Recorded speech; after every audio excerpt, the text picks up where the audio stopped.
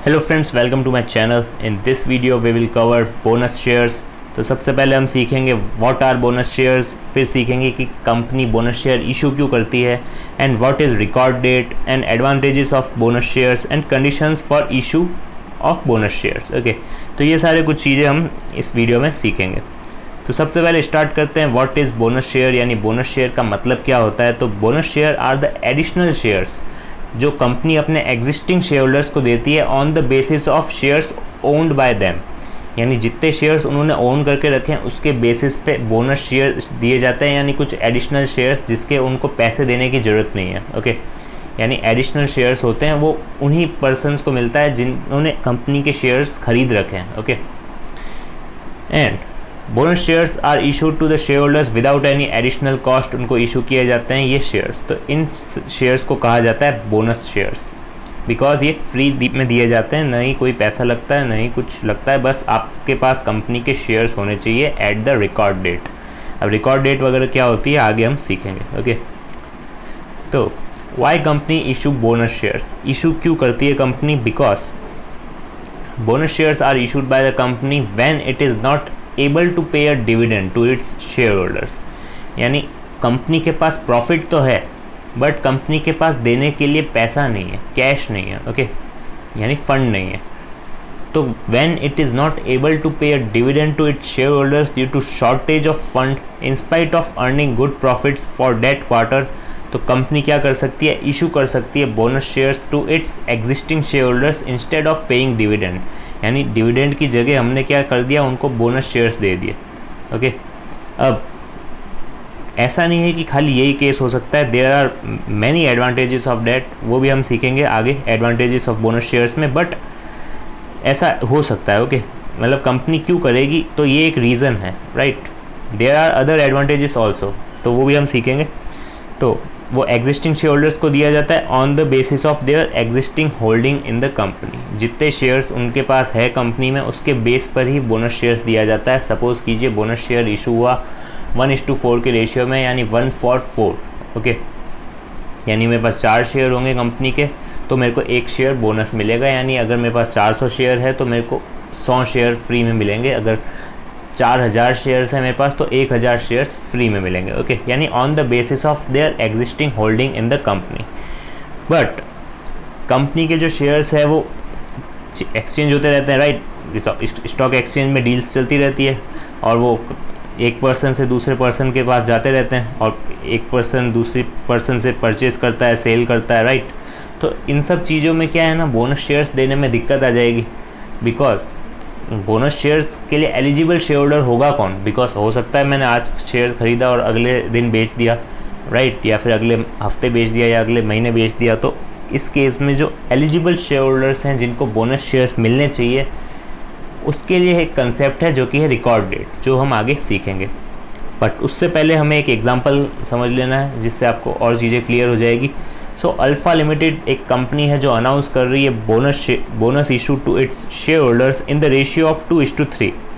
2:3 में अगर आप कुछ भी कन्फ्यूज़न होता है तो आप ये जो इशू है बीच में इसको आप फॉर भी कह सकते हैं। तो 2:3 यानी 3 शेयर है अगर मेरे पास कंपनी के, तो उसके बदले मेरे को 2 मिलेगा शेयर फ्री में। Okay, that is 2 shares for every 3 shares held. तो एक शेयर होल्डर है एक्स जिसके पास 6000 शेयर्स है before announcement of bonus issue. Bonus issue announce होने के पहले उसके पास कितने शेयर्स हैं? 6000। अब वो पूछ रहा है हमसे कि how much shares would he have after bonus issue. तो अब सिंपल हमें क्या करना है, कंपनी ने अनाउंस किया बोनस इशू 2:3 के रेशियो में, यानी 2:3। तो शेयर होल्डर एक्स जो है वो एंटाइटल्ड होगा 6000, डिवाइड कर देंगे हम 3 से, जितने शेयर्स है हमारे पास, मतलब 2:3 है ना, तो 3 होल्ड करके रखना है हमें, तो 3 से डिवाइड कर दिया एंड मल्टीप्लाई कर दिया 2 से, जितने हमको एक्स्ट्रा मिलेंगे, बिकॉज हमें क्या कैलकुलेट करना है इसमें, bonus shares. But that is just for understanding purpose. तो 4000 बोनस शेयर्स हो गए, तो हर मतलब 6000 शेयर्स उसने हेल्ड करके रखे हैं कंपनी में, उसके बदले में उसको 4000 शेयर्स जो है वो बोनस में मिलेंगे without paying any additional cost. Okay, तो टोटल नंबर ऑफ शेयर्स जो एक्स के पास थे आफ्टर बोनस कितने हो जाएंगे 10,000। ओके, तो होप आपको समझ में आ गया होगा इस एग्जांपल से। एक बार फिर समझ लेते हैं। 2:3 का बोनस रेशियो है, यानी 2:3। फॉर आपको वर्ड ध्यान रखना है बीच में अगर आप कंफ्यूज हो जाएं तो, बिकॉज ऐसा भी हो सकता है कि आप इसको ऐसे इंटरप्रेट करें कि 3:2। ओके, बट ये गलत हो जाएगा। ओके, इसीलिए कन्फ्यूज़न ना हो, इसलिए इस 2 की जगह बीच में फॉर का यूज़ कर लेना। तो 2:3 मतलब 3 शेयर है अगर हमारे पास, तो उसके बदले में हमें 2 शेयर मिलेंगे। एंड 6,000 शेयर्स थे, 6,000 के बदले हमें कितने मिल गए 4,000 एक्स्ट्रा, तो टोटल हमारा हो गया 10,000। बट ऐसा नहीं है कि मेरे पास एक कंपनी के 100 शेयर्स है जिसकी वैल्यू है 100। ओके, और मेरे को बोनस इशू हुआ और बोनस में मेरे को मिल गया सपोज़ कीजिए 50 शेयर्स और एक्स्ट्रा। तो ऐसा नहीं होगा कि उसकी वैल्यू जो 100 शेयर्स थे मेरे पास पहले, जिसकी शेयर प्राइस थी 100, तो 10,000 की जो वैल्यू के शेयर्स मेरे पास थे, तो ऐसा नहीं होगा कि अगर 50 शेयर्स और मेरे को बोनस में मिले तो उसकी वैल्यू जो है वो शेयर प्राइस जो है उसके हिसाब से होगी। ऐसा नहीं होगा। जैसे ही बोनस शेयर इशू हो गए उसके बाद नंबर ऑफ़ शेयर्स तो इंक्रीज़ हो जाएंगे, जैसे इस केस में हो रहा है, राइट। 6,000 शेयर्स थे, बाद में कितने हो गए 10,000 शेयर्स, बट शेयर की जो प्राइस है वो डिक्रीज़ हो जाएगी। ओके, उसी प्रोपोर्शन में जिस प्रोपोर्शन में आपको शेयर्स अलॉट हुए। ओके, तो इट इज़ नॉट, मतलब ऐसा नहीं है कि आपकी वैल्यू जो है ऐसे कांस्टेंट मतलब इतनी स्पीडली बढ़ जाएगी। हाँ, ये हो सकता है कि नंबर ऑफ़ शेयर्स इंक्रीज हो जाएंगे तो आपको डिविडेंड जो मिलेगा वो एक्स्ट्रा मिलेगा ज़रूर। ओके, बिकॉज डिविडेंड किसके बेस पे होता है, नंबर ऑफ़ शेयर्स के बेस पे, राइट। तो वो डेफिनेटली वो चीज़ आपका फ़ायदा है कि उसमें डिविडेंड के पर्पज़ से अगर आपने शेयर्स होल्ड करके रखे हैं कंपनी में, देन आपके लिए वो बहुत ज़्यादा बेनिफिशियल है। ओके, बट शेयर प्राइस जो है वो उसी प्रोपोर्शन में डिक्रीज़ हो जाएगी जिस प्रोपोर्शन में नंबर ऑफ़ शेयर्स इंक्रीज़ हुए। ओके, नेक्स्ट एक और चीज़ है, ये एग्जांपल अगर आपको समझ में आए तो और ज़्यादा अच्छा। इसमें क्या है ना, एंट्रीज दे रखी है, अगर आपको अकाउंट की ज़रा भी नॉलेज होगी तो आप ये समझ पाएंगे कि बोनस शेयर्स जो है वो इशू कहाँ से किए जाते हैं। कंपनी के पास कैश नहीं है, राइट, बट कहीं से तो इशू करने पड़ेंगे ना, मतलब पैसा कहीं से तो आएगा। तो वो कहाँ से आएगा, सिक्योरिटीज़ प्रीमियम या फिर जनरल रिज़र्व या फिर प्रॉफिट एंड लॉस। ओके, या प्रॉफिट। ओके, प्रॉफिट या फिर जनरल रिज़र्व या फिर सिक्योरिटी प्रीमियम, उसमें से आप पैसा लेके क्या करेंगे, बोनस शेयर्स इशू कर देंगे। तो इससे क्या होगा, अगर आपको नॉलेज है अकाउंटिंग की तो ये एंट्री यहाँ से कैंसिल हो गई। तो ये बेसिकली क्या हो रहा है, सिक्योरिटी प्रीमियम, जनरल रिज़र्व या फिर प्रॉफिट कन्वर्ट हो रहा है इक्विटी शेयर कैपिटल में। तो यानी हम क्या कर रहे हैं, अपने जनरल रिज़र्व को या फिर प्रॉफिट को कैपिटलाइज कर रहे हैं, राइट। हम क्या कर रहे हैं, इक्विटी शेयर कैपिटल में कन्वर्ट कर रहे हैं हमारे प्रॉफिट को, यानी कैपिटलाइज कर रहे हैं। ओके, यानी ट्रांसफ़र कर रहे हैं amount from general reserve to equity share capital. तो इससे क्या हो रहा है, हमारा जो नंबर ऑफ शेयर्स है वो इंक्रीज़ हो रहा है, right. Next is what is record date. Record date का कंसेप्ट मैंने आपको बताया अभी कि शेयर्स होल्डर्स जो है वो आपस में एक्सचेंज करते रहते हैं शेयर्स।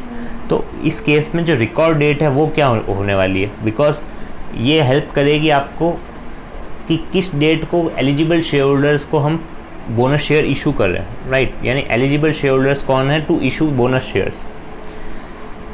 तो ये एक तरह की कट ऑफ डेट है। अगर आप ओनर हैं उस शेयर्स के of the company on this cut off date, then you are eligible to receive bonus shares.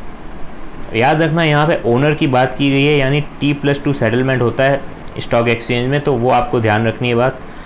Because ऐसा नहीं हो सकता कि आपने आज शेयर ख़रीदा तो आप उसके ओनर जो है, यानी डीमेट अकाउंट में आपके शेयर्स कब आएंगे, T+2 यानी जिस दिन ट्रांजैक्शन किया उसके 2 दिन बाद, right.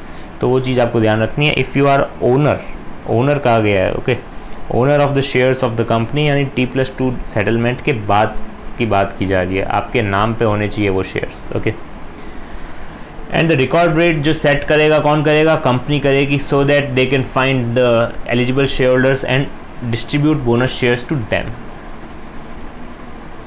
Next is there are some advantages of bonus shares. वो क्या क्या है, there is no need for investor to pay any tax on receiving bonus shares, because अब क्या हो गया, डिविडेंड जो हमें मिलता है वो कैसा मिलता है, टैक्सेबल होता है, राइट। पहले नहीं होता था बट अब टैक्सेबल होता है, तो आपको उस पर्टिकुलर डिविडेंड पे टैक्स देना पड़ता है। और अगर मोर देन 5000 आपको रिसीव होता है दैन तो TDS काट के देती है कंपनी, राइट।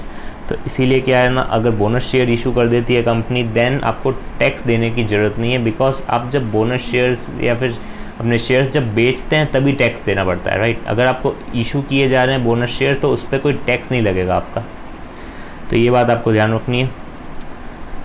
नेक्स्ट, जो बोनस शेयर्स है वो इंक्रीज़ कर देता है आपका आउटस्टैंडिंग शेयर्स, और कंपनी के जो नंबर ऑफ़ शेयर्स है वो बढ़ जाते हैं, तो कंपनी की ऑटोमेटिकली लिक्विडिटी भी बढ़ जाती है। तो इससे क्या होता है ना, रिटेल इन्वेस्टर्स जो हैं वो कई सारे एंटर हो सकते हैं, बिकॉज शेयर्स लाइक MRF वगैरह जो शेयर्स है जिनकी प्राइजेस जो है 70,000 प्लस होती है, 80,000 प्लस होती है, 90,000 प्लस भी हो जाती है। तो इन शेयर्स में क्या होता है, जो रिटेल इन्वेस्टर्स है वो एंट्री नहीं ले पाते, बिकॉज रिटेल इन्वेस्टर्स जो है उनका इन्वेस्टमेंट अमाउंट काफ़ी स्मॉल होता है, राइट। हो सकता है कोई रिटेल इन्वेस्टर बड़े अमाउंट से भी ट्रेडिंग वगैरह करे, शॉर्ट टर्म ट्रेड्स करे, बट नॉर्मली क्या होता है, रिटेल इन्वेस्टर्स जो होते हैं उनका अमाउंट ऑफ इन्वेस्टमेंट जो है वो स्लो कम होता है, राइट, स्मॉल होता है।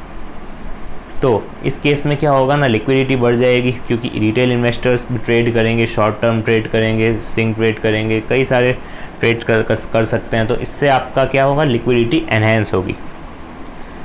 Next is bonus shares gives positive sign to market that company जो है अपने लॉन्ग टर्म ग्रोथ की तरफ बढ़ रही है, न कि वो शॉर्ट टर्म ग्रोथ देख रही है। बिकॉज अगर डिविडेंड दे देती है तो वो अपने ग्रोथ की तरफ कम देख रही है, बट अगर उसने डिविडेंड नहीं दिया और अपने प्रॉफिट्स को कैपिटलाइज किया तो डेट मीन्स कि वो लॉन्ग टर्म ग्रोथ की तरफ देख रही है, committed towards long term growth. Okay, next is the investor will receive higher dividend now because he holds larger number of shares. जैसा कि मैंने पहले बताया कि बोनस शेयर्स इशू करते ही आपका जो नंबर ऑफ शेयर्स है वो इंक्रीज़ हो जाएंगे, बट आपकी जो वैल्यू है वो की वो रहेगी, बट पर शेयर जो प्राइस है वो डेफिनेटली उसी प्रोपोर्शन में कम हो जाएगी।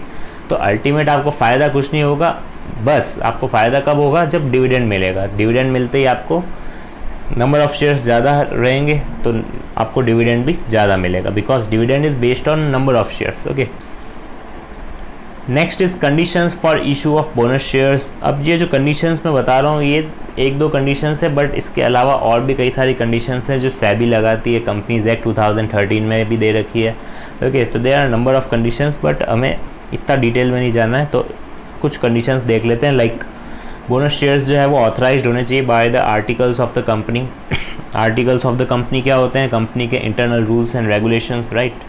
तो उससे ऑथराइज्ड होने चाहिए बोनस शेयर्स की हम इशू कर सकते हैं, ऐसा आर्टिकल्स में दे रखा होना चाहिए। ओके, नेक्स्ट इज़ जो बोनस शेयर्स है वो रिकमेंड कौन करेगा, by the resolution of the board of directors में रिकमेंडेशन आएगी, बट वो रिकमेंडेशन जो है उसका अप्रूवल कौन देगा, share holders at the general meeting. Okay, तो these are two conditions, but इसके अलावा और भी कई कंडीशंस है सेबी में, मतलब सेबी ने इम्पोज कर रखी है, एंड ऑल्सो कंपनीज एक्ट 2013 में भी और कंडीशंस आपको मिल जाएगी। ओके, बस इतना डिटेल में नहीं जाते हैं, तो इतना काफ़ी है आपके लिए। ओके।